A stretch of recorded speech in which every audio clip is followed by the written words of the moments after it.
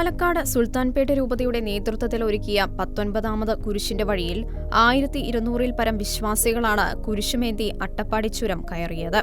Thenkara saint Joseph ദൈവാലയത്തിൽ നിന്നും മുക്കാലി saint Jude ദൈവാലയം വരെ അട്ടപ്പാടി ചുരത്തിലൂടെ 12 കിലോമീറ്റർ ദൂരം കുരിശിന്റെ വഴി സുൽത്താൻപേട്ട രൂപത അധ്യക്ഷൻ ബിഷപ്പ് ഡോക്ടർ പീറ്റർ അബിയർ പിതാവിന്റെ നേതൃത്വത്തിൽ നടന്ന തപസ്സുകാല അനുസ്മരണമായിരുന്നു.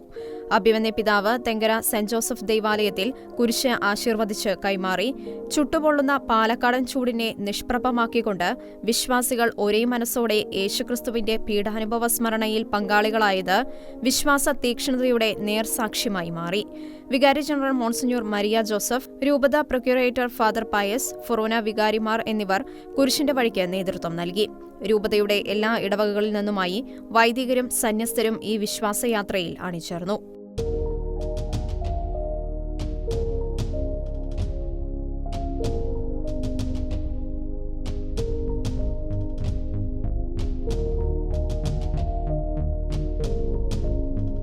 ഷിക്കന ന്യൂസ്, പാലക്കാട്.